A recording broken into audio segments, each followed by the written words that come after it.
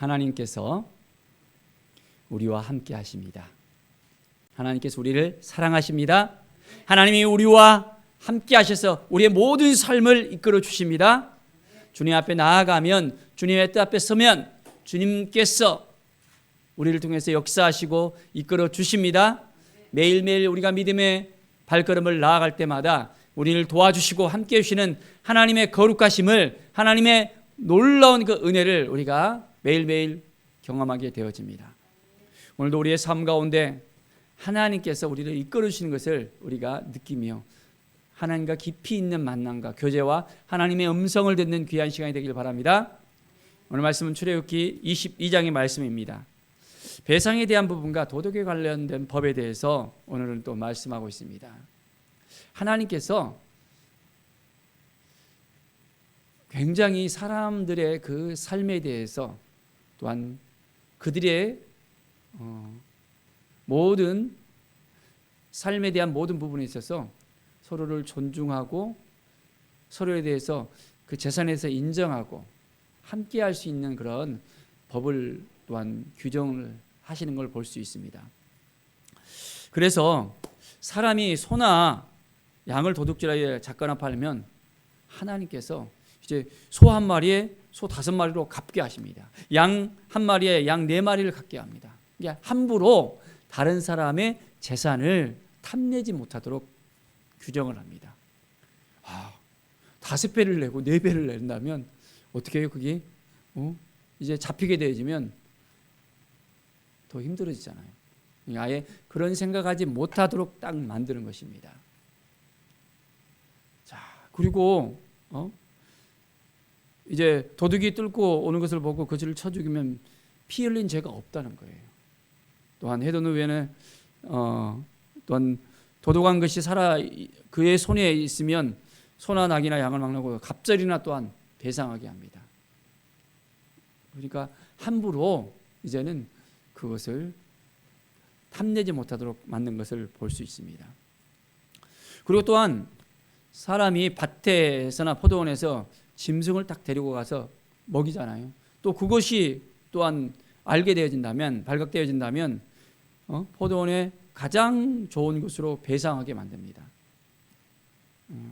함부로 다른 사람의 그 재산에 대해서 물건이든 또한 어떤 짐승이든지 여러 가지 곡식물이든지 함부로 하지 못하도록 하고 있습니다. 자, 이웃집에다가 또 이렇게 물건을 맡겼을 때도 그것에 대해서는 책임을 지게 하는 부분이 있습니다. 그래서 11절에 보면 두 사람 사이에 맡은 자가 이웃의 것에 손을 대지 아니하였다고 여호와께 맹세할 것이요 그 임자는 그대로 믿을 것이며 그 사람은 배상하지 아니하려니와 했습니다. 하나님께서 이제 잘 그것을 보관하게 하고 그것을 통해서 서로를 존중할 수 있도록 이야기하고 있습니다. 자, 그런데 자기에게 도둑을 맞았으면 또 그 임자에게 배상하게끔 합니다. 그러니까 그것을 잘 지키게 하면서 더욱더 서로의 관계를 견고하게 하는 것을 볼 수 있습니다. 우리는 얼만큼 다른 사람들의 그 재산에 대해서 탐을 내고 있습니까? 그 사람의 재산을 우리가 존중해주고 있습니까? 아니면 그렇지 않습니까? 모든 부분에 있어서 우리는 하나하나 잘 대해줄 수 있어야 됩니다. 도덕에 대한 부분에 있어서도 하나님께서 분명하게 규정하고 있습니다. 16절에 보면 사람이 약혼하지 아니한 그 처녀를 또한 깨어서 동침을 하잖아요. 그것에 대해서 분명하게 책임지게 하십니다. 납배금을 주고 아내로 삼게 합니다. 이게 함부로 관계를 맺어서는 안 되겠죠. 또한 처녀의 아버지가 그 딸을 주고 싶지 않다면 어떻게 됩니까? 거절한다면 처녀에게 납배금으로 돈을 내게 만듭니다. 분명하게 그 처녀의 그 가정을 중심으로 해서 이제는 존중받을 수 있도록 합니다. 원하면 또한 아내로 들어가지만은 아버지가 보기에 원하지 않는다면, 저 사람에게 내가 내 딸을 주고 싶지 않아라고 생각한다면 절대로 하나님께서 보내지 않아도 될 수 있도록 이 제도를 만들어 놓으셨습니다. 한 사람 한 사람에 대해서 하나님께서 인격적으로 그것을 생각하게 하시고 맞아들이게 하시고 바라보게 하시는 것을 볼 수 있습니다. 우리는 얼만큼 하나님의 마음을 품고 하나님 앞에 나아가고 있습니까? 자, 또한 18절에 보면 무당을 살려두지 말라고 했어요.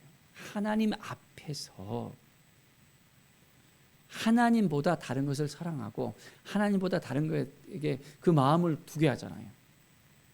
다른 신을 내게 두지 말라고 했는데 무당을 두고 이제는 왔다 갔다 그 마음을 쪼개게 만든다면 하나님께서 그것을 원하지 않는다는 것을 분명하게 말씀합니다. 얼마나 무섭습니까? 살려두지 말라고 해요. 살려두지 말라고. 완전히 이스라엘 안에는 하나님만 섬기고 하나님만 바라보게 하십니다. 우리는 어떻습니까? 하나님만 바라보고 있습니까? 다른 마음을 품고 있습니까? 이제는 구정 설날 이제 연초가 되어집니다. 음력설이 되어지는데 어떻습니까? 또 한 해의 신수를 보러 가고 싶은 마음이 있습니까? 마음을 그쪽에다 두고 싶은 사람이 있습니까? 우리는 분명하게 결정해야 됩니다. 하나님만 바라보고 하나님께 나아갈 수 있도록. 좀 전에 이야기를 들었는데 교회 권사님들이 이제 무당한테 찾아간다는 거예요. 그 이야기를 들을 때 참 마음이 정말 참 무거웠었습니다. 믿음의 사람인데도 그걸 깨닫지 못하는 거예요. 두 사이에 머뭇머뭇거리는 거예요. 하나님을 바라봤다가 이쪽도 바라봤다가 또 하나님 바라봤다가 다른 것에 기웃기웃거리면서 두려운 마음, 불안한 마음, 심란한 그 마음들, 하나님과의 인격적인 관계를 갖지 못하니까 다른 데 마음을 두는 거예요. 하나님께서 그것을 원하지 않습니다. 분명히 알아야 됩니다. 또한 짐승과 행음하는 자는 반드시 죽일지니라 했습니다. 무섭잖아요. 이제 짐승하고 관계를 맺는 것에 대해서는 하나님께서 분명하게 이야기합니다. 요즘 유튜브에 보면 이제 그런 영상들도 나오고 있는 것을 볼 수 있습니다. 조심해야 됩니다.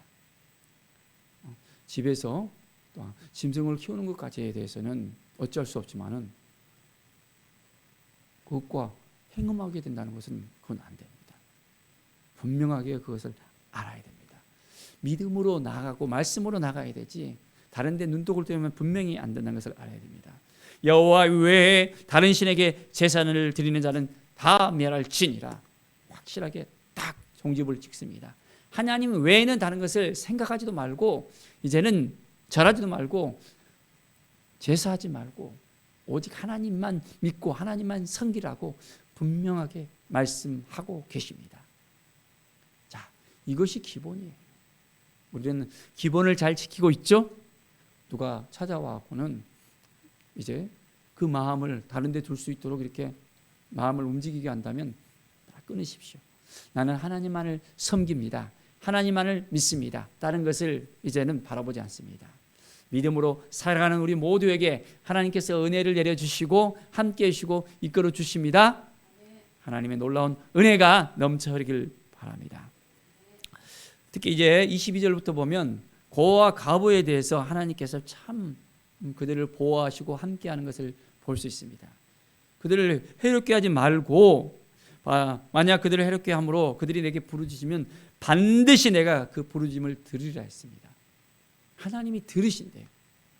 하나님께서 그들을 보호해 주시고 함께해 주시고 이끌어 주신다고 약속하십니다. 이제 나의 노가 맹렬함으로 내가 칼로 너희를 죽이니 너희 아내는 과부가 되고 너희 자녀는 고아가 되리라. 함부로 하게 되면 그렇게 만들어 버린다는 거예요. 와, 무섭지 않습니까? 우리가 구약에 살았다면 참 쉽지 않은 것 같아요. 바로 죽음을 갖다가 바로 그 자리에서 딱딱 당하게 되어집니다. 도둑질하면 5배로 불어야 되지. 우리는 그 마음을 지켜야 돼요. 하나님 보시기에 합당한 마음을 가져야 됩니다. 또한 백성 중에서 가난한 자들이 있잖아요. 그들이 꾸이잖아요. 먹을 게 없어서, 입을 게 없어서 힘들어하잖아요. 그래서 빌리러 왔을 때 그들에게 어떻게 합니까? 채권자 같이 하지 말고 이제 이자를 받지 말라고 하잖아요. 그러니까 그들에게 아낌없이 나눌 수 있는 마음. 그들이 이자를 갖다가 받게 되면 어떻게 해요? 요즘도 이제 몇 배 이상을 갖다가 이자를 받게 하고는 원금보다 이자가 더 많아지게 하잖아요. 그래서 완전히 그 집안이 폐가망신이 되어지고 어떤 경우에 있어서는 이제는 그 채권자들 때문에 도망을 다니는 거예요. 협박하고 힘들고 어렵게 하니까 이제는 아예 숨어서 지내는 그런 사람들도 봤습니다. 그래서 제도적으로 그걸 갖다가 못하게 이제 어느 정점까지만 이렇게 이자를 받게 하는 경우들이 또 생기게 되잖아요. 그렇지만은 고리대업자들로 인해서 너무나도 힘들어하고 눌려하고 그 이자를 감당하지 못하는 경우들이 있는 것을 볼 수 있습니다. 사랑하는 여러분, 우리는 온전히 하나님만을 바라보고 하나님만을 의지하고 하나님께 나아갈 수 있는 믿음의 사람으로서 우리는 살아가야 됩니다. 하나님의 은혜가, 하나님의 영광이 우리 가운데 임할 수 있도록 우리가 온전한 마음으로 나아갈 수 있어야 됩니다. 하나님께서 우리를 지켜주시고 인도해 주시고 이끌어 주심을 믿습니까? 오늘도 우리의 마음이 다른 데 나가지 않고 이제는 한 사람 한 사람 하나님께서 귀하게 여겨주시고 그들을 지켜주시고 인도해 주시고 보호해 주시고 함께해 주시는 것, 약자들을 하나님께서 붙들어 주시고 온전하게 하신다는 것을 알아야 됩니다. 그래서 우리는 이제는 믿음의 눈으로 바라보면서 하나님의 마음을 갖는 거예요. 그래서 다른 사람들의 그 재산과 그 모든 것들을 잘 우리가 또 지켜줘야 됩니다. 인정해 줘야 되고 축복해 주고 또한 가난한 자들 또한 고아 가부들도 우리가 섬길 수 있어야 됩니다. 그러면 하나님께서 복을 주실까요? 안 주실까요? 복을 주십니다. 이스라엘 백성들은 째다가 정신이 있거든요. 나눔의 정신이 있습니다. 나눠주면 하나님께서 더 배 이상으로 복을 주십니다. 이게 하나님의 우리에게 주는 물질의 축복의 법칙입니다. 흘러가면 더욱더 이제는 돌아옵니다. 근데 꽉 자기만 먹고 붙들고 살아가려고 그러잖아요. 그러면 하나님께서도 안 도와줘요. 꽉 막혀버립니다. 물은 흘러가야 됩니다. 고이면 썩어버립니다. 우리의 마음도 이제는 나눠주면서 베풀어주면서 해야 됩니다. 그러면 찰찰찰 샘솟듯이 이제는 넘치는 은혜의 역사가 우리에게 있게 되어집니다. 오늘 이 시간 온전한 마음으로 하나님께 나갑시다. 하나님께서 우리를 도와주시고 지켜주시고 인도하시고 앞으로의 모든 삶 속에서도 우리와 함께 하심을 정말 믿습니까? 하나님과 동행하면서 믿음으로 나가면서 모든 사람을 인격적으로 대하며 그들을 존중해주고 함께하고 이제는 하나님의 마음으로 함께 할 때 하나님께서 우리를 또한 동일하게 인정해 주시고 하나님의 마음을 품는 우리들에게 하늘의 복을 부으실 것을 믿습니다. 이 믿음 가지고 나갈 때 하늘의 은혜가 오늘 우리 모두에게 넘쳐날 것을 간절히 축원드립니다. 기도하겠습니다. 하나님 감사합니다. 믿음으로 살아가게 도와주시고 말씀으로 살아가게 도와주시고 이웃을 우리가 인정하며 그들을 존중해주고 재산과 그 모든 것을 정말 이제는 보호해 줄 수 있는 믿음의 사람들이 될 수 있도록 도와주시기 원합니다. 또한 어려운 사람들, 힘든 사람들 나눠줄 수 있는 마음을 가지고 우리에게도 째다가 정신, 나눔의 정신을 가져서 하나님께서 이제는 우리가 플로잉할 때 나눠줄 때 더욱더 하늘의 은혜가 부어지는 역사가 우리 가운데 있게 하여 주시옵소서. 이 마음, 아버지의 마음을 품고 우리가 살아가게 하여 도와주시옵소서. 감사드리며 예수 그리스도의 이름으로 기도드립니다. 아멘.